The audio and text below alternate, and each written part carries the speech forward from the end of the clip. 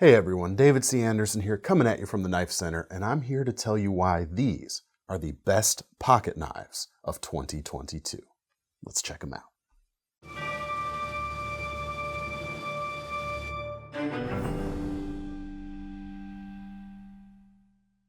So as with our fixed blade video that we did last week on the best fixed blades of the year, with these pocket knives, I've got three price brackets, and I'm going to have three contenders in each one representing, I think, what are amongst the best of the literally thousands of new knives that were released, thousands of new pocket knives that were released in the previous year. From each of those groupings, we'll pick a winner, and then we'll have the winners duke it out amongst themselves after that to see which one's the best. Anyway, starting off, $0 to $100. That is the budget to attainably priced range that we're going to go with. And the first one, it's not always the case that I necessarily agree personally with the best sellers in a given year. You can check that video out that we did recently as well. But this is one of those cases where the folks of you out there who voted with your wallets and myself, we agree 100%, and that's the CJRB Pyrite. In my opinion, this is probably the best EDC pocket knife that CJRB has done yet. They've done quite a few good ones, but this one sets itself over the top, I think. It starts at $50 for a G10 or stainless steel handle. Even this KnifeCenter exclusive version with micarta scales and titanium bolsters and pocket clip, still reasonably priced, just under $73. The blade is a perfect everyday shape, as far as I'm concerned. Reasonably sized drop point, thin enough blade stock, and a almost full flat grind here means it's just a great little versatile blade. 3.1 inches on the length, RPM 9 powder metallurgy steel, their budget powder metal. Gets you good edge retention. They benchmarked stuff like D2 as they were developing this steel, while also going for toughness and more stainless qualities to it as well. Really cool. The handle is neutral and large enough. Even if your hands are larger than the handle, the shape of it is going to still work well. You've got dual thumb studs and the button lock. Still probably everybody's favorite locking mechanism right now, except for me. We'll get to that later. But it is a fantastic locking mechanism. Even though it's on one side of the knife, it's going to work really well for left-handers as well. So it's a great ambidextrous option. And you've got that fidget friendliness to it as well. And more importantly, as far as I'm concerned, finger safe operation. The edge never comes close to your digits as you're closing the knife. But it's a fantastic blade, and it's absolutely deserving of having been bought in scores and scores and scores like you folks have over the year. And I think it deserves to be on this list too. Next up is a karambit, which is unlike anything that I would typically carry. But this Kershaw Outlier comes in at a price of about $47. And at that price range, I think this is absolutely the best folding karambit you can buy. Full stop. The blade, HCR series stainless, about 2.6 inches long with that black washed finish. The handle has GFN scales. The ring on the back, rather than going with just a simple ring, they've given it some extra jimping and control surfaces for manipulating said blade. It's nice and comfortable. All the corners are rounded over. There's plenty of size to that handle, even for larger fingers like myself, and plenty of handle length as well. As far as the action, it is assisted opening, which on something like this that you want consistent and repeatable action every time, since this is kind of a tactical, not kind of a tactical, this is a tactical thing. That repeatability and dependability can be a very good thing indeed. Open it with the flipper tab very easily. You could open it with the oversized thumb stud as well, if that is your jam. Next up is the Steel Will Warbot, which we've had on sale for about $80 for a while now. And this is a bona fide tactical folder, reasonably priced, and that is actually a combination of things that is getting rarer and rarer nowadays. When I say tactical folder, this is truly an option for tactical use, I think. Tactical and hard use, for that matter. A lot of the flippers in this price range are have more concessions, shall we say, to everyday carry friendliness. But if you're someone who needs an attainably priced, truly tactical folder, there aren't as many choices as there used to be. This steel wheel Warbot absolutely will fill that role. We've got a 3.5-inch blade, D2 steel, bit on the thicker side for extra rigidity, roughly a saber height flat grind on it for the same kind of trade-off there. Extra strength, still a modicum of slicing capability overall. Fantastic blade. Handle is chunky. You've got full liners, skeletonized just a little bit to remove some weight, but still full length. You've got a metal backspacer for strength and plenty of length on it as well. You've got the flipper tab there, which opens the knife easily on washers. That is important to mention because a lot of the flippers, again, these days go with ball bearings, even in this price range now. But bearings can be more susceptible to dust, grit, grime getting into the pivot and making it, or affecting the action. Meanwhile, Steel Will's washer-based pivot here still flips great, and you've got that extra peace of mind. And then the other thing the flipper tab gets you, in addition to the deployment method, of course, in a tactical design, you don't want your fingers slipping forward onto the edge. You don't want that on any knife design, to be sure, but it's even more important when thrusting may be involved. In a tactical knife, that could be the case. Moving back to the tail end of the knife, we have a folded over deep carry clip, and sticking out just a bit beyond that, a glass breaker. Has all the features you want in, like I said, a bona fide or truly tactical folder, priced well within reach from the folks who really might need this in their frontline or job duty description. Absolutely deserves to be right here. All right, now we're gonna look at our mid-price range, which we're gonna define as stuff from $100 to $250. Gives us a good swath of stuff to look at, from the entry-level premium to the borderline, quote-unquote, true premium, shall we say. It's a bit of an amorphous guideline for sure. Stick with me. The first one, coming in about $200, is probably going to surprise a lot of people. The Gerber Savvy. This is a fantastic knife. Easily the best modern folder Gerber has made in a good while, 10, 15 years at least. It is fantastic. And Gerber and the next company we're going to look at have taken the crossbar lock and actually really pushed it forward. When Benchmade's axis lock patent expired and other companies were able to start doing stuff with the lock, we've had companies doing perfectly good, perfectly great renditions of a crossbar lock, but they've tended to mostly follow similar formats or similar design specs-ish to the original axis lock. Those aren't the right words, but again, stick with me. What Gerber has done with the Savvy is basically kind of adapted a trick from something like the Chris Reeve Incosi with its oversized washers. You can see a bit of copper sticking out here right behind the pivot on the spine side of the knife. That is actually part of an oversized brass washer around that pivot point. And as a result, you get a level of stability to the blades here that I'm just not used to feeling from a crossbar lock. I'm a huge fan of this lock style. It is my preferred lock of choice for everyday carry. But if you want like a quote unquote bank vault lockup, this is not the lock for you. There's little hints of movement just about all the time with this lock style, but Gerber has virtually eliminated it with this construction. That right there is enough to elevate it towards the upper echelons of the releases this year. But on top of that, it's also a great everyday carry knife. 3.5-inch blade, 20 CV steel, made in the USA in what is essentially Gerber's factory authorized custom shop. They've got a few releases that we were able to bring you this year. This is the highest end folder from them right now. Aluminum handles, you've got blue or a kind of a charcoal gray color option. The blue looks, I think, really good with its kind of brass colored accents.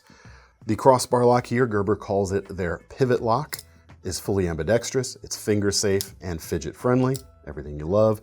And even though it has a single thumb stud, this is a reversible thumb stud, so you could easily swap this around if you wanted it on the other side. Likewise, the pocket clip is reversible. It is a nice stout feel to it, and it has a filler plate on the other side to keep the front end looking a little cleaner, whichever the front end happens to be for you.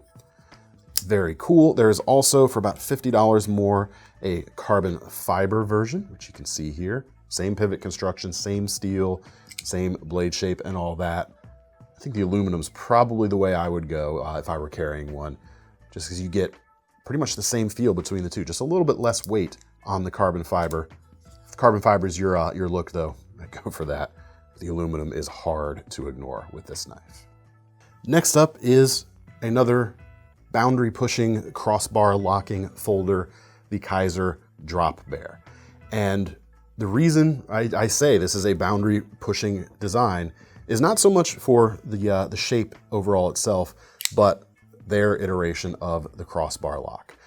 They call it the clutch lock, and while I tend to give manufacturers, at least on this channel and internally, a bit of a hard time for everyone naming their version of a crossbar lock with a specific name, because I think it makes it harder for consumers, people like you, to find the alternatives to kind of cross shop things, which is why we like to use crossbar lock here on this channel. It's a good standard term.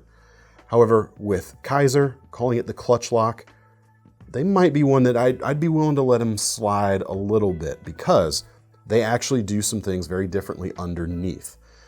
In that, this is a user adjustable crossbar lock.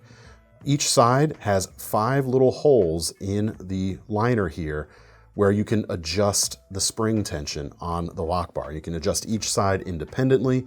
So 5 on each side, 5 times 5 is 25, which is 25 levels of user adjustable tension on this blade.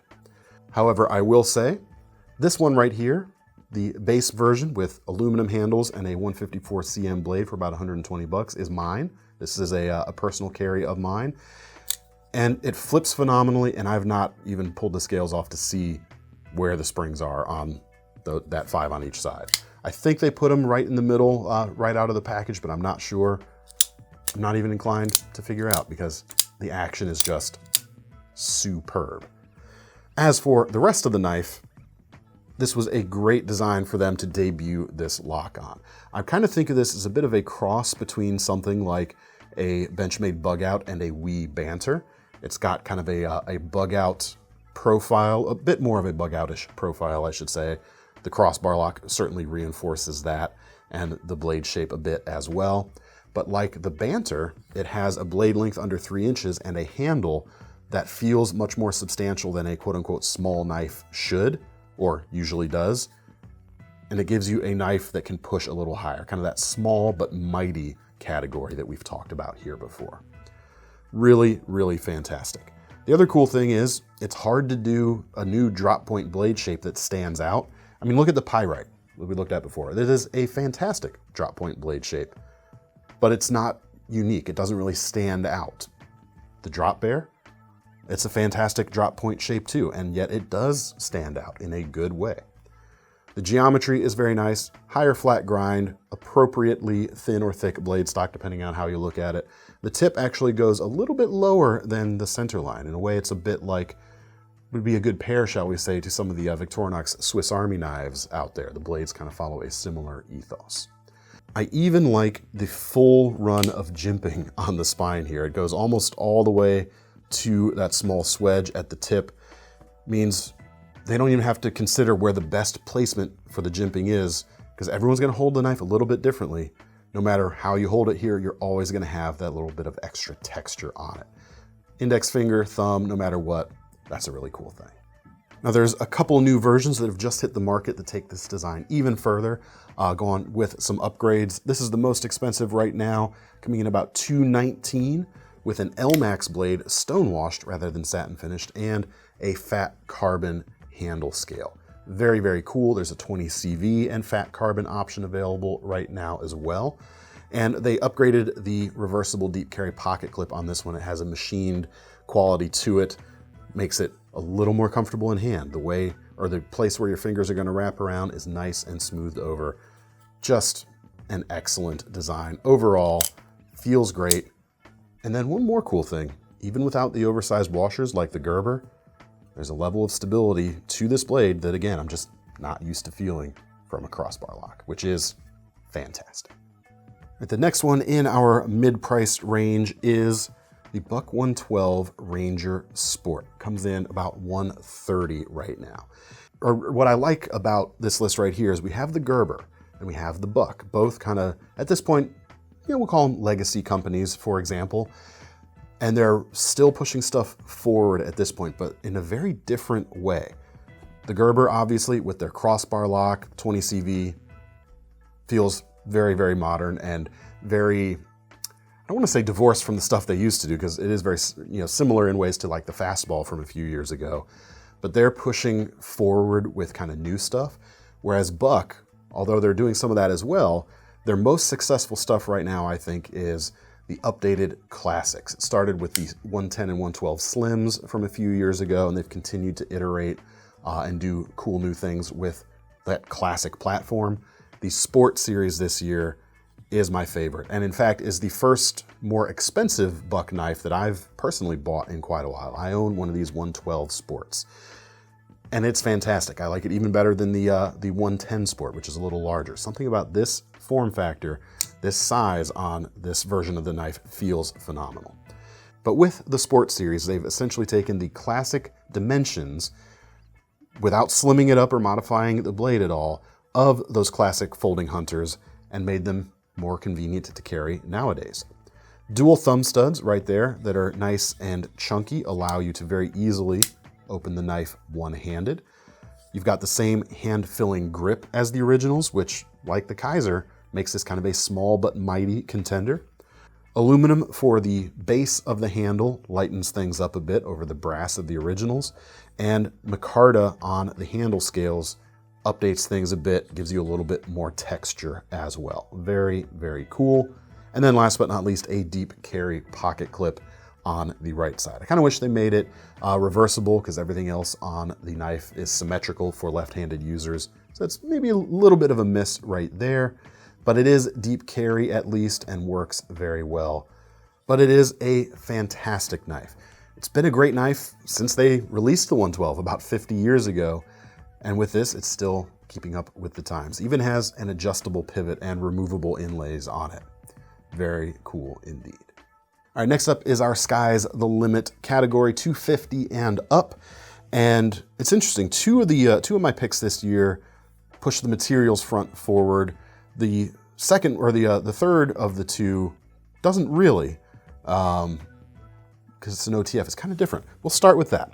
And this is another area where I completely agree with the best-selling new knives list, the Benchmade Shootout. It's an OTF, comes in about $292 and some change, and I respect the heck out of this knife because most OTFs don't look this good.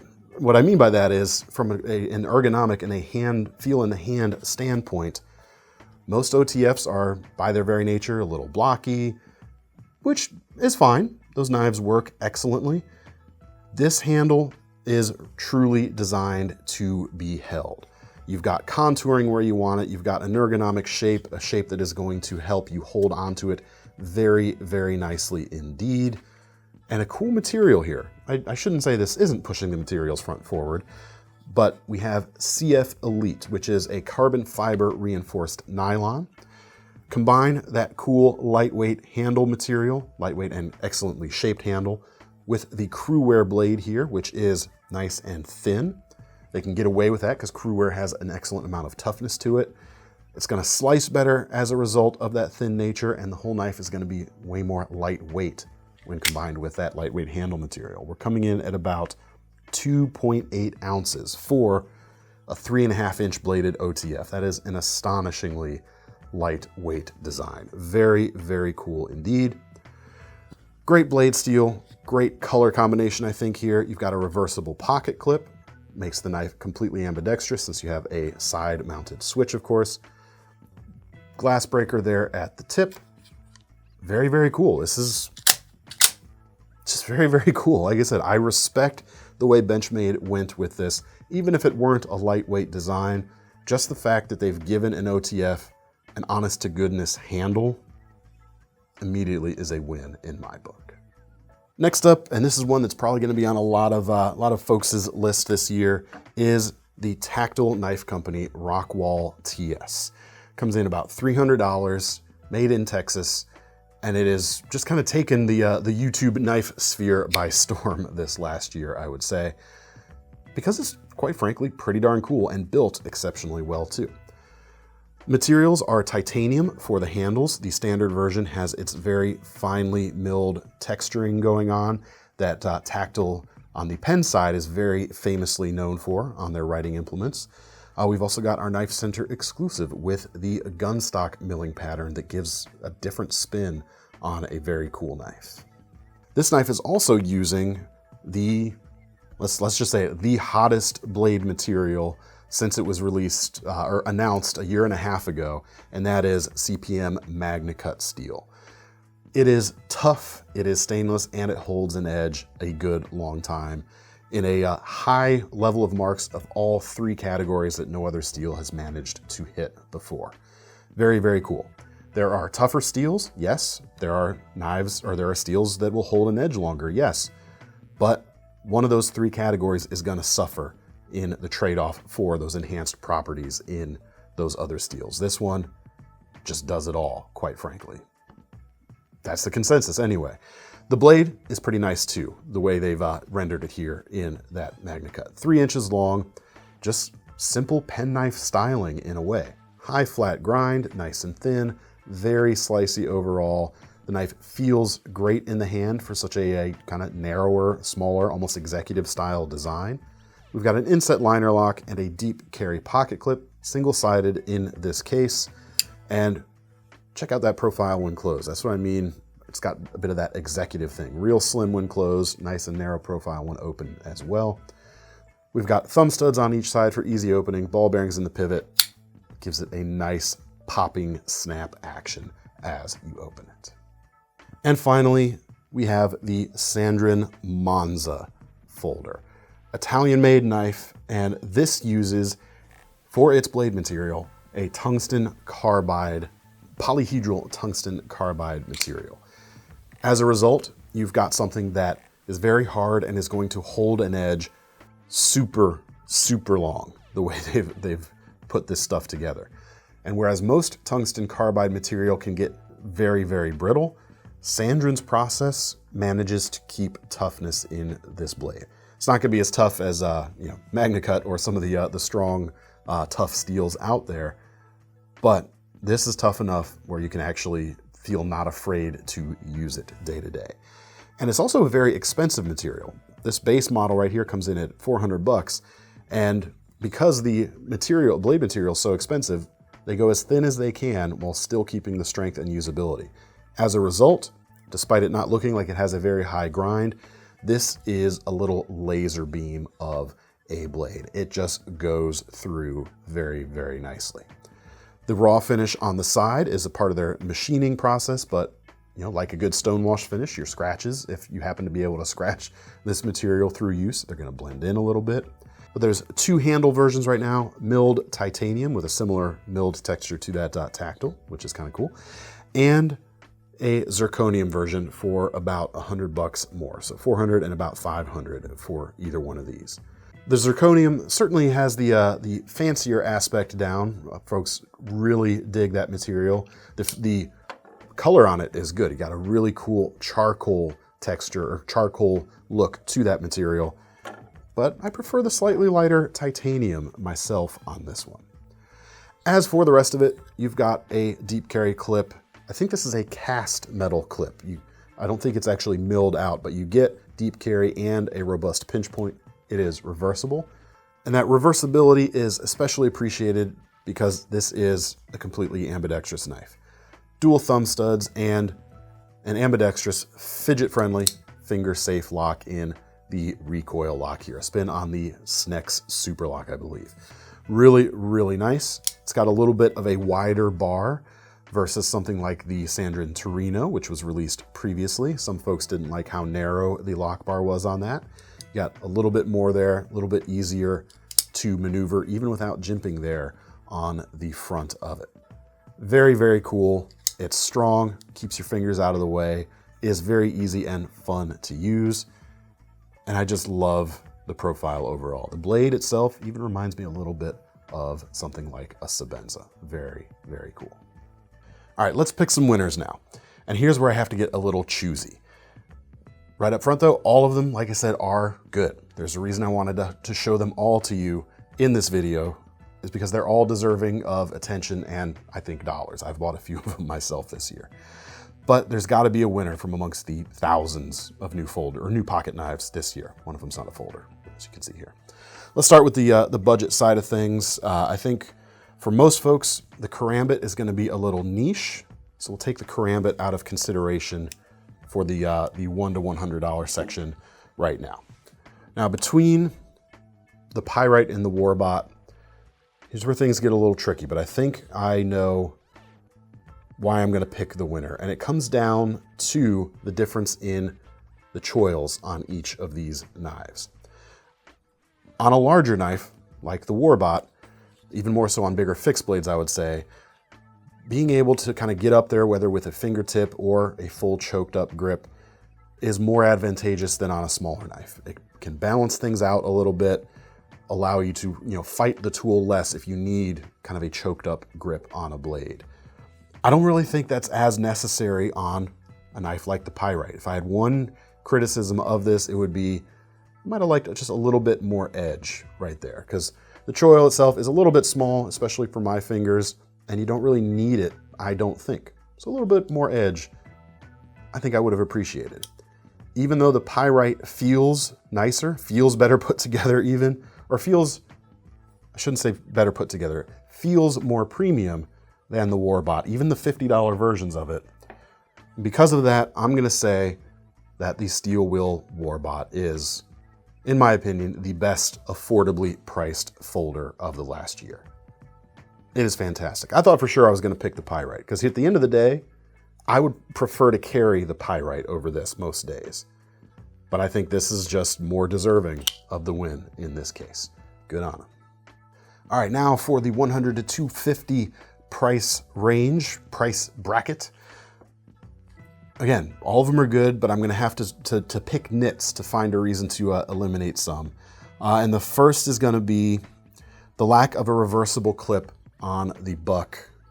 Means I'm gonna take it out and we're gonna be down to 2. Should be no surprise, because you folks know I love a crossbar lock, so it would be no surprise that it comes down to that. And I absolutely love what Gerber is doing with their custom high-end shop.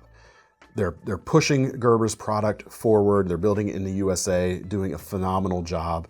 And I applaud them for it. And this is not on the list for any kind of pity pick. This is well deserving on its own merits. But I think I'm gonna have to give it to the Drop Bear. It feels just a little bit better put together at a significantly lower price. And yes, I know this is an imported knife versus a USA made knife, so there's gonna be that dynamic at play a little bit. But the Drop Bear feels absolutely phenomenal. It is a size and shape that's gonna work well for most folks. It's a size and shape that I happen to gravitate towards rather heavily.